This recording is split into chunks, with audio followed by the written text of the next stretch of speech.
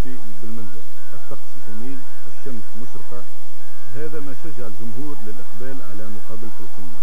صفوف المتفرجين للدخول كانت طويلة. البعض ملقاه كان حيلة تسلق الجدار الحديدي والمراهنة بحياته.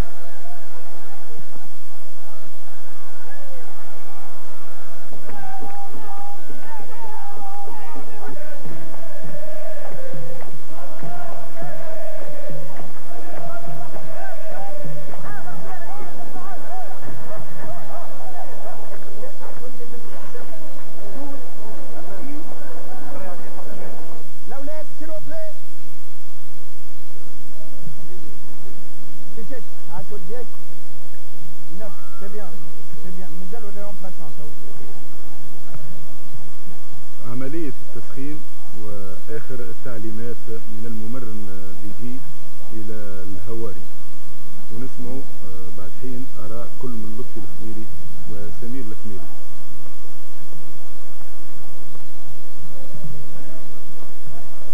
مش حاسمة كيف ما يكبروها برشا ناس مقابلة بطولة عادية. مازالت البطولة مازالت حتى فريق مازال عنده حظوظ أكثر من الآخر، كلهم متساوية الحظوظ. تكهنات والله في المقابلات هذوما ساعات الفريق اللي يعرف كيفاش يحكم أعصابه ويعرف كيفاش يتصرف على الميدان هو اللي يربح. وهذا استعد مقابلة حاسمة بطبيعة الحال. احنا مع الملعب التونسي معناتها احنا الأولانيين. كل كيف معناتها كل فريق يحاول باش يربح باش يضمن معناتها البطولة نتاع الخريف على الأقل. معناتها إن شاء الله تعدى مقابلة باهية كتراو شوية السهلة، إن شاء الله نعديو بارتي باهية. تكهنات الانتصار إن شاء الله كالعادة. 5 دقائق قبل بداية المقابلة الطقس يتغير وتتهاطل الأمطار على أرضية متأثرة من أمطار الأسبوع الفارط. حتى في المدارس شبه مغطاة يلتجي الجمهور إلى منصة الصحافة اللي غادرها أصحابها مثل زميلنا منير بن مصطفى.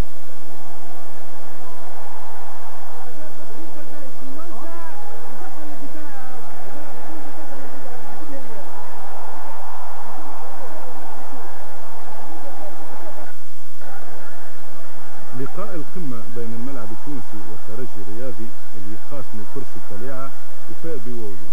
زملاء طارق ذياب بداوا بقوة المقابلة اللي كانت قمة بحق، خاصة في الشوط الأول. اندفاع بدني، سرعة في اللعب، حسن تنظيم الصفوف، كل هذه العوامل ساعدت على إنجاح هذه المقابلة.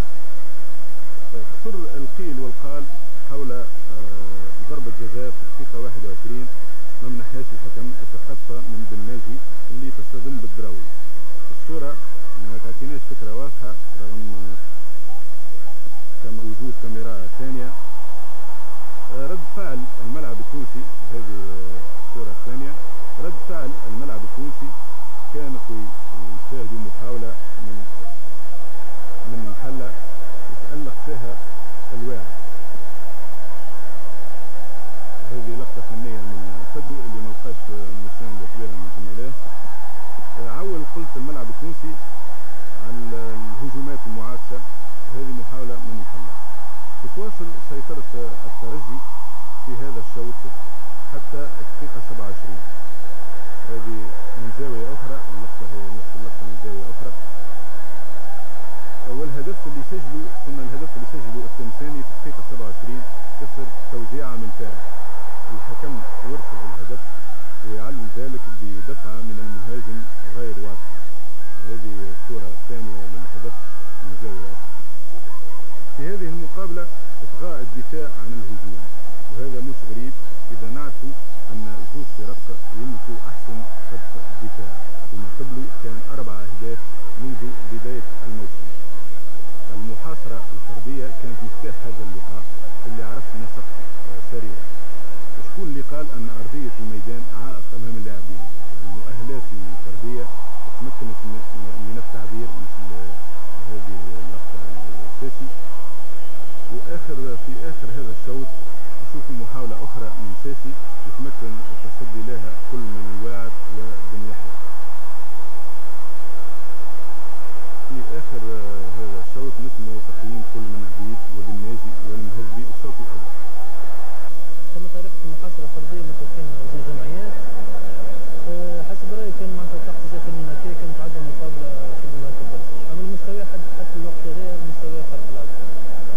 حسب رايك شنو باش يتبدل في الشوط الثاني؟ يقول لي ما يتبدلش حتى شيء، خاطر كما قلت لك الممرين زوج عارفين جمعيات اخرين بالبداية. الطريقة اللي يتوقعوها حاليا هي أحسن طريقة، مثلا زوج فرق تبقى المقابلة باش تلعب على معناتها شكون يركز روحه أكثر في العمليات الهجومية نتاعو في مناطق الحسم. كان بوش الكازينات كما تشوفوا بيلاتي وبوت وكل هذا ناس البوت وش فيها تو وش فيها والبيلاتي ما عادش فيها احنا خذينا الشوط الاول كله في يدنا كله عندنا لعبنا احنا خير منهم وتكينا خير منهم والزكازيون خير منهم وكل شيء. كان الجمي تو تعليمات الجمي باش نكملوا هكا باش نكملوا الفرديات نتاع التمرينات.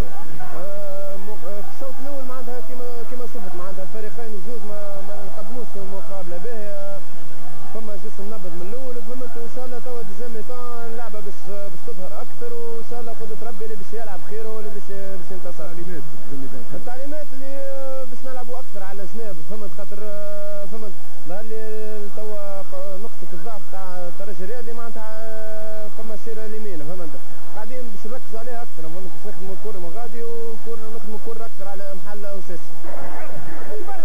هاي سي رشيد مد يدك بالبركه، لا مش وقته. البقلاوه ما تلوحش نعمه ربي. في الشوط الثاني نقص نسق المقابله واللاعبين خاصه الترجيين تاثروا من المجهودات اللي قاموا بها في المقابله في اول مقابله، وحاولوا باش ينوعوا في القذف خاصه في المخالفات بحكم وجود 3 اخصائيين طارق بن ناجي وبن يحيى.